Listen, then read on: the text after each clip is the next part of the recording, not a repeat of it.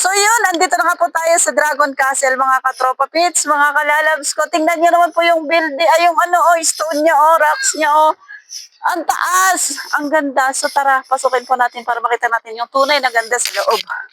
So dito tayo dumaan sa may step para ma-feel natin yung hagdan nilang ginawa. Ayun. Daming mga halaman. Ang taas. Ha? Watch your step. So ayan, rush hour po tayo. Pang madali ang oras lang po. O diba? Ang ganda niya. Although ang taas, pataas ka po talaga paakyat. Pero tingnan niyo ha. Oo. So siya na nga ho ito. Ayan, the door is open. Ayan siya. Ayun. Sige. Wait. Tanda doon. Ayan na po. Ayan. Sa wakas narating na po natin ang Dragon Treasure Castle. Ayan ho. Diba? Dito pa lang po sa may entrance. Ang ganda-ganda. Lalo na pa kaya siguro sa loob. Tara. Go tayo. The door is open. Let's go. Oh. Ito na nga. Finally. We're here. So yan. Ito na nga po yung sinasabi ko. Yung problema natin. Hindi po natin makukuha na ng magandang video sa ngayon kasi po mahamog. Tignan nyo, cloudy.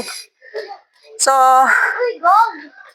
babalikan na lang po natin dito ulit pag summer para totally matapos na siguro lahat.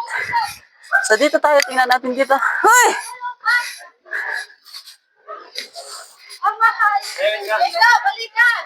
Yun. Ayun. Ayun. Pakita mo dun sa baba. So, ganun po pala dito.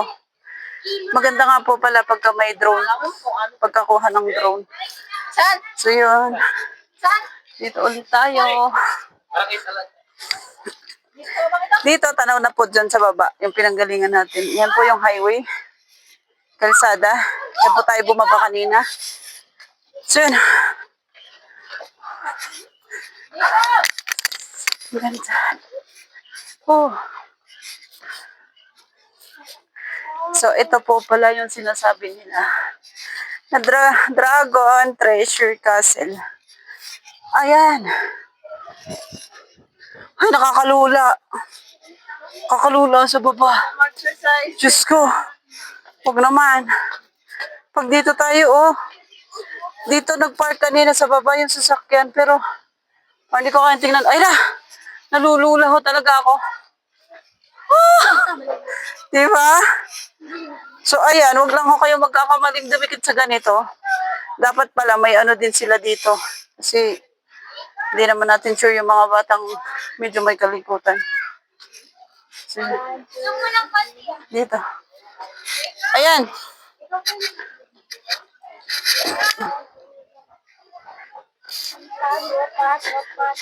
Sige. Ikutin po natin ang buo, ang Dragon Castle. So, bago po ito mga kalalabs, ayan ho yung baba rin. View sa baba. So, pakita mo yung view sa baba, be. Ito. Ayan yung babaan. Kung gusto niyong bumaba, yun. May way doon, pababa. So, yun. Ano yung meron doon? Kaya lang, pupunta ka muna tayo sa taas. Ayra! Asan si Ana? Ayan, meron po dito. Mga rocks formation din po yan, Kaya lang nga po, hindi po natin makita na maganda kasi cloudy. So, tapo muna sa taas. Doon tayo sa taas, Ayra. Ikutin po muna natin. Mamaya na po tayo mag-picture. So, yun. Hindi dyan nga to. Pakita mo yung si Bud, anong yan? Dapat dragon ang nandyan. Hello, baby! Tingnan nyo yung mga rocks, Oh, ayan. Tingnan nyo yung mga formation ng rocks. Tapos dito, pera usog. Ay, pera bati. Meron din yung, ito yung pinaka-ano niya, oh. Pinaka-bungangan ng dragon. Hindi lang ko makita niya, ayos pa lang po. So, natakpan pa siya. So, tayo dito. Hindi ko lang din po alam ang kwento nito. Pero hayaan niyo po, isi-search natin, alamin ho natin kung ano yung kwento nito. Tingnan niyo po, oh. May mga rocks na malalaki, oh. Natural lang siya. So, yun. Ay, andito yung mga... Yan. Sino yan? Yan, hindi ko rin alam kung sino yan. So, andito po tayo sa mga. Parang andito yung... Uy, ito. Sa lahat ng nakita ko, ito yung pinaka-nagustuhan ko. Joke lang. So, yan. Charot lang naman. Ito, oh. Ano to? Kwento ng... So, hindi ko po alam kung ano yung mga founder nila. Ayan, yung mga gumawa po dito, founder, kung ano siya. Dito po nakaukit, iniukit po nila yan. So, sabi ko nga ho, sa lahat ng nakita ko, ito po talaga yung pinaka... Namimiss natin. Ayan. Ano? Ay, naku, wag dito. Huwag kang tuwapat dyan. May mga bakal.